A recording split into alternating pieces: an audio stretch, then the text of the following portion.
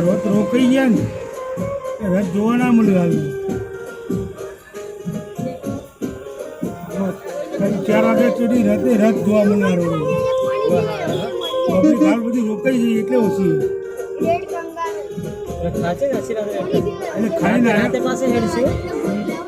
ખાલી રોકાઈ નહીં યાર. ખાઈને હારે આવું મોડા નીકળ્યું કઈ હાલા ચા પી નીકળ્યું.